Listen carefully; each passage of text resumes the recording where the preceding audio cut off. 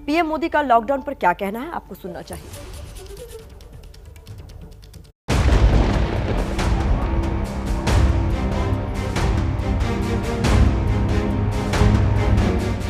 मुंबई दिल्ली की इन तस्वीरों में चेहरे में वही दहशत है जो साल भर पहले नजर आ रही थी। प्रवासियों की बड़ी आबादी ने लॉकडाउन के दौरान पलायन की पीड़ा झेली।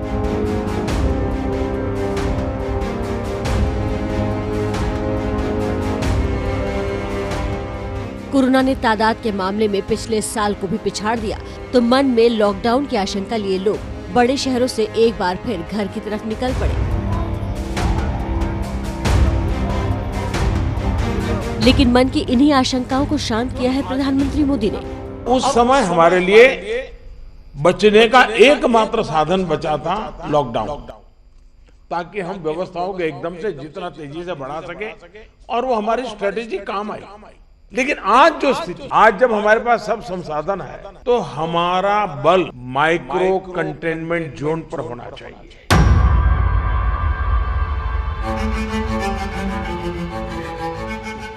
पीएम के इस ऐलान के बाद देश को भरोसा जरूर होगा कि लॉकडाउन नहीं लगेगा, लेकिन इसका ये कतई मतलब नहीं कि लोग लापरवाह हो जाएं, क्योंकि केस लगातार बढ़ रहे हैं और इस जंग में जीत का फॉर्मूला जागरूकता ही है। तो पीएम मोदी का स्टैंड आपने देखा, लॉकडाउन के ऊपर क्या है। देखिए, कोरोना के खिलाफ जंग और जागरूकता की मुहिम में केंद्र और राज्य सरकार मिलकर काम कर रही है। इसी सिलसिले के अंदर गुरुवार शाम पीएम ने सभी मुख्यमंत्रियों के साथ बैठक की। कोरोना से बने ताजे हालात को लेकर बीती शाम पीएम मोदी ने मुख्यमंत्रियों के साथ बैठक की है। बैठक में पीएम मोदी ने मंथन के साथ साथ सभी राज्यों का मार्गदर्शन भी किया। अब हमारे पास व्यवस्था इतनी हो चुकी है, माइक्रो कंटेनमेंट जोन, उसी पर बल दीजिए, आपको अच्छे परिणाम मिलेंगे।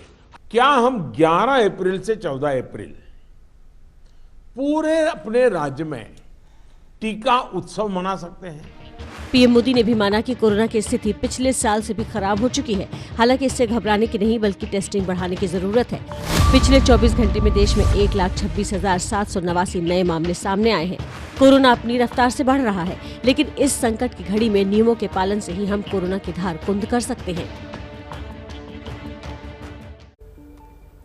देखिए, कोरोना की वैक्सीन वायरस के अटैक से तो आपको बचा सकती है, उसे रोक सकती है, लेकिन सियासत के अटैक से कैसे रोकेंगे? हम ऐसा क्यों कह रहे हैं, रिपोर्ट देखिए, आप जान जाएंगे।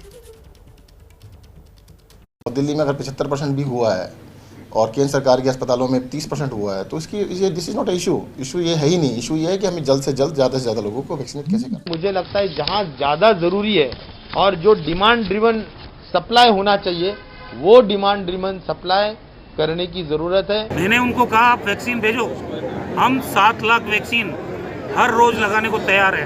तो ये उम्र जो 45 साल रखी है आपने, इसको फ्री कर दो, जो लगाना चाहे टीका लगाओ। कोरोना वैक्सीन को लेकर केंद्र परवार के दौर में महाराष्ट्र के मंत्री नवाब मलिक सिर्फ कूदे ही नहीं, बल्कि 2 कदम आगे भी बढ़ गए। अब पूरा नियंत्रण केंद्र के पास है और केंद्र अगर हमें नहीं सप्लाई करेगी तो निश्चित रूप से पूरे महाराष्ट्र में अफरा तफरी का माहौल बनेगा। शायद यही अफरा तफरी पैदा करने का काम केंद्र की सरकार कर रही है। हालांकि केंद्र इन आरोपों को नकार रहा है। खुद पीएम ने भी बैठक में इसका जिक्र किया। जो हमारे पास अवेलेबल है उसके हमें प्रायोरिटाइज करना पड़ेगा। किसी एक राज्य में सारा माल रख करके हमें परिणाम मिल जाएगा, ये सोच ठीक नहीं है। हमें पूरे देश को ख्याल करके ही उसको मैनेजमेंट करना पड़ेगा।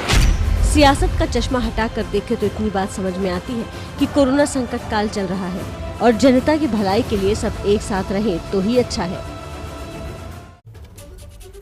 अगली खबर का रुख करते हैं। चुनावी रैलियों में जुट रही भारी भीड़ और कोरोना नियमों की अनदेखी पर दिल्ली हाईकोर्ट ने गृह मंत्रालय और चुनाव आयोग को नोटिस भेजकर उनसे जवाब मांगा है।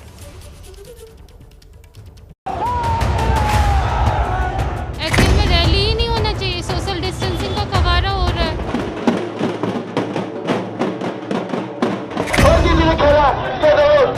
चुनाव रैलियों में तो आप सोशल डिस्टेंसिंग का पालन नहीं कर पा रहे हैं और यहाँ पे आप बोल रहे हैं कि सोशल डिस्टेंसिंग का पालन करिए। लॉकडाउन लग रहा है, नाइट कर्फ्यू लग रहा है, लेकिन समझ नहीं आ रहा जहाँ चुनाव हो रहे हैं वहाँ पर तो पता नहीं कोरोना होता ही नहीं है। आम लोगों का ये दर्द बेवजह नहीं है। क्योंकि उन्हें कोरोना के नाम पर दोहरा रवैया साफ दिख रहा है। कोरोना गाइडलाइंस पर हो रहे इस भेदभाव पर दिल्ली हाईकोर्ट ने केंद्रीय गृह मंत्रालय और चुनाव आयोग से जवाब तलब कर लिया। दिल्ली हाईकोर्ट में दायर याचिका में कहा गया है कि केंद्र सरकार की कोरोना एसओपी का रैलियों में पालन नहीं हो रहा है। अर्जी में चुनाव आयोग को ये निर्देश देने की मांग की गई है कि वो एसओपी का सख्ती से पालन करवाएं। इसके लिए राजनीतिक दलों और चुनाव ड्यूटी में लगे अधिकारियों को निर्देश देने की भी मांग की गई है। आईसीएमआर में महामारी और संक्रामक रोग विभाग के प्रमुख डॉक्टर समीरन पांडा ने भी एबीपी न्यूज पर यही मुद्दा उठाया, जबकि नेता प्रोटोकॉल के पूरे पालन का दावा कर रहे हैं। पॉलिटिकल रीजंस हो, मान लीजिए इलेक्शन कैंपेन और social events, marriage ceremony etcetera, तो उसी समय हम मास्क का इस्तेमाल नहीं कर रहे हैं और सावधानी जो बरतना चाहिए, हमें ऐसा लगा कि अच्छा ये खत्म हो गए हैं। जिस तरीके से कोरोना का प्रकोप चल रहा है, हाईकोर्ट ने एक याचिका का संज्ञान लिया है कि चुनावी कार्यक्रमों में कोरोना एसओपी का पालन नहीं हो रहा है। एक राजनीतिक दल के अध्यक्ष के तौर पर आप क्या कहेंगे? हाईकोर्ट हम ज्यादा से ज्यादा फॉलो कराने की कोशिश करते हैं। गृह मंत्रालय और चुनाव आयोग को 30 अप्रैल तक कोर्ट के नोटिस का जवाब देना है।